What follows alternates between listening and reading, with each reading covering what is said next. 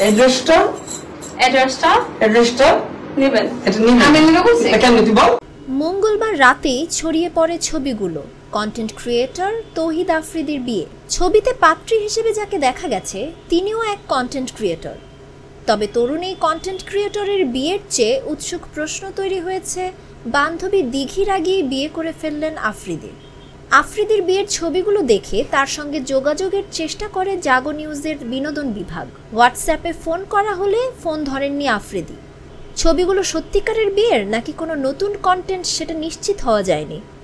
আফ্রিদির বিয়ের ছবি দেখে কেউ কেউ মনে করছেন এগুলো আগের ছবি, আবার কেউ বলছেন এসব কোনো নতুন কন্টেন্ট প্রচারের উদ্দেশ্যেও প্রকাশ করা হতে পারে। নয়তো খুনের মামলা মাথায় নিয়ে বিয়ে করতে যাবেন কেন এই তরুণ?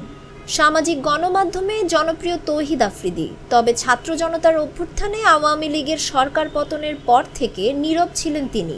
এমনকি তার নামে হয়েছে হত্যা মামলাও। রাজধানীর যাত্রাবাড়ি থানায় করা ওই মামলায় আফ্রিদি এজাহার নামীয় 11 নম্বর আসামি। তবে জানা গেছে এরই মধ্যে সেসব মামলা থেকে নিজের নাম কাটিয়ে নিয়েছেন তিনি। শোনা যাচ্ছে টিকটকার রাইসাকে বিয়ে করেছেন আফ্রিদি।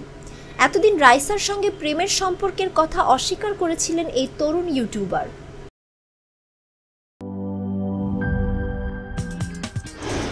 কি boss, vital match, tough opponent, tension? Come on bro, অপোনেন্টকে নিয়ে ভাবার সময় আছে। আসল অলরাউন্ডারের কাজই তো হলো যে কোনো টাফ সিচুয়েশনে টিমকে অলরাউন্ড প্রোটেকশন দেওয়া।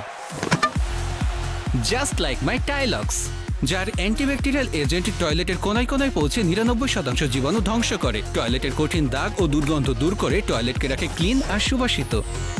টাইলক্স টয়লেট ক্লিনার, ক্লিন মানেই টাইলক্স।